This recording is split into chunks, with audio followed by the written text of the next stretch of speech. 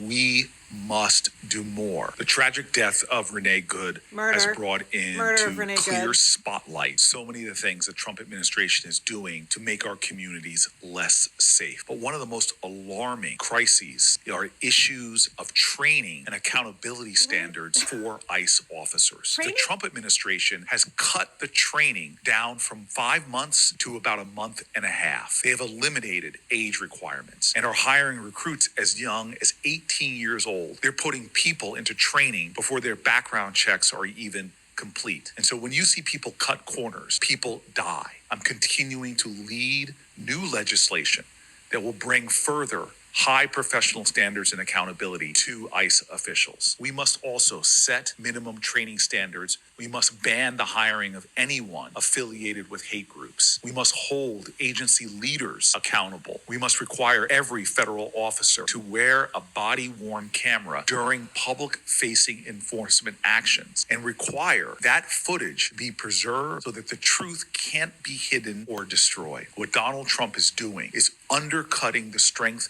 of our law enforcement. He is diminishing and diluting standards. He is taking actions that are wholly unacceptable to the safety of our nation. Cory Booker, you're an ambitious and intelligent man, not a checked out old dinosaur like Chuck Schumer. And so while I know that anything directed at Chuck Schumer is going to fall on deaf ears, because after all, he doesn't even listen to his constituents. He's made up a couple in his head, an imaginary couple called the Baileys, and he runs everything through them rather than his actual real constituents whose lives and liberty are on the line right now. Likewise, he just listens to corporate and foreign interest and not to us. But you are an ambitious man who has your finger on the pulse of what the American people are doing. You make moves based on whether you think it's going to get you in the headlines, it's going to win you points with your constituents, whether it's going to set you up for bigger things in the future. So please hear me when I tell you this right now.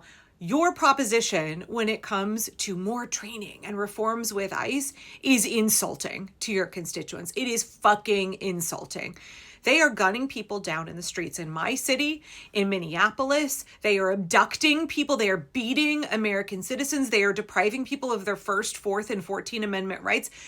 Every single day. This is not an issue of training. This is the fundamental core of who ICE is. And for you to try to gaslight us into thinking that like, oh, if we just raise the recruiting age, oh, if we just train them a little, if we just put body cams on them, that like all of these problems of ICE are going to be, no, it's the institution of ICE. The entire premise is flawed. And I realize a lot of people in Congress are not at a point yet. A lot of Democrats in Congress, they don't want to touch immigration with a 10-foot pole. They didn't want to have to talk about ICE at all. The only reason y'all are doing it is because there's new polling in showing that the American people are now a majority opposed to ICE. A majority of Americans now believe that ICE is making American cities worse.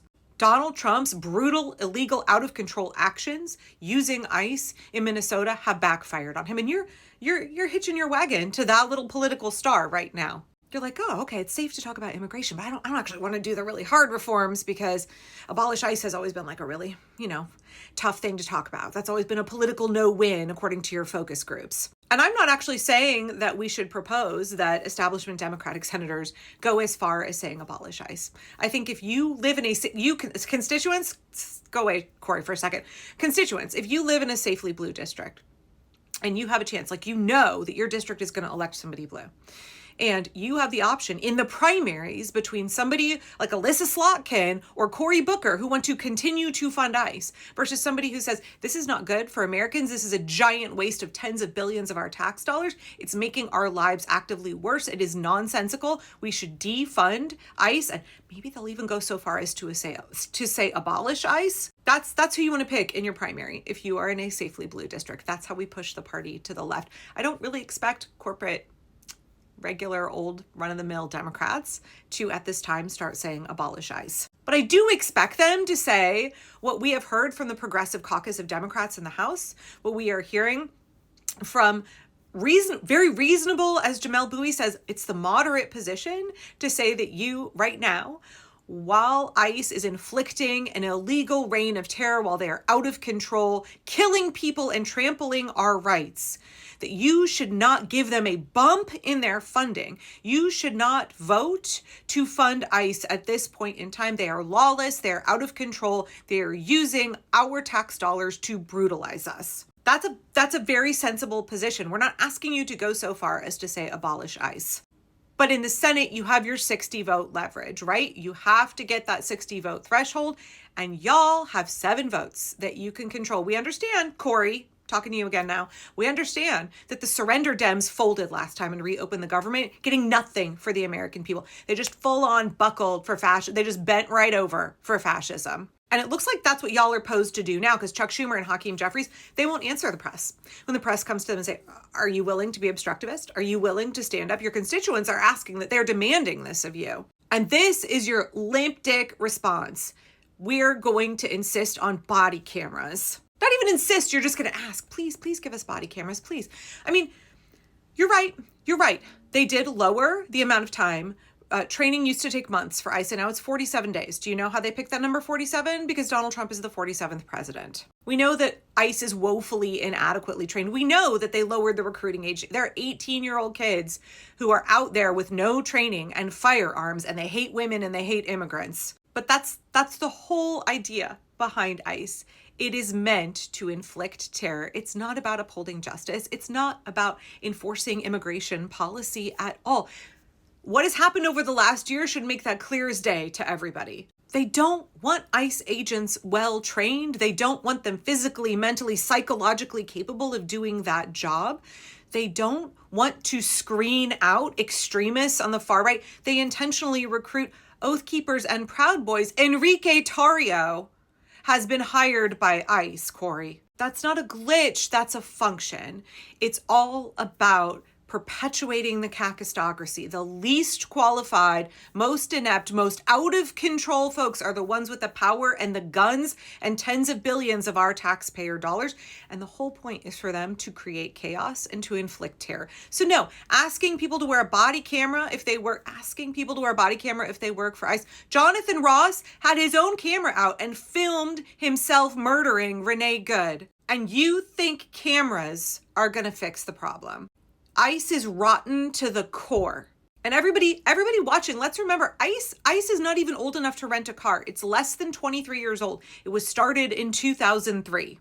We have not always had ICE in this country. There is no reason we should continue to have it after this period in our history. It should be, what's happened over the last few weeks has been fully illustrative of the fact that we should not have ICE. It is not necessary. It's a giant waste of dollars. It's an infringement on our rights. And it can be used and manipulated and exploited to advance authoritarianism and deprive us of our constitutional rights in this country. But again, we don't even have to go that far. Look how moderate your constituents are being, Cory.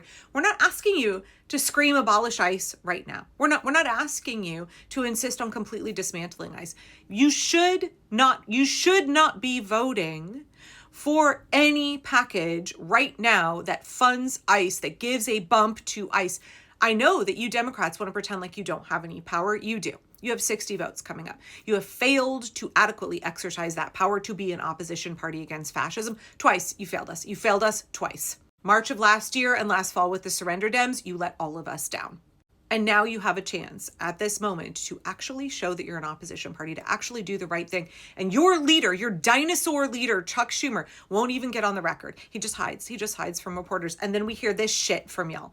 We hear this insulting, pathetic, like, oh, just ask them please nicely to wear body cameras and ask them to like get some de-escalation training and just like be a little bit better trained. That will fix the problem. No, it's an institutional problem. And in this moment, that institution is aiding Donald Trump in an authoritarian takeover of democracy, and he's using our hard-earned tax dollars to do it. And you are telling all of us that you want to support that with some pathetic, flaccid little ask of like, please get some more training and please wear body cameras. Fuck off. There is so much more at stake right now than your political maneuvering, than your political career, than your future ambitions, Cory Booker. But even from a purely craven, politically ambitious stance, standing up in this moment and making sure that ICE is not funded while a majority of Americans oppose what ICE is doing in our cities, while a majority of Americans are pissed off at the way that the Republicans passed the big betrayal bill and are using our tax dollars to make our country actively worse. That's a political win. It's an ethical, moral win, and it's a political win. And yet what y'all are offering right now is an insult to the American people. So you might want to rethink that.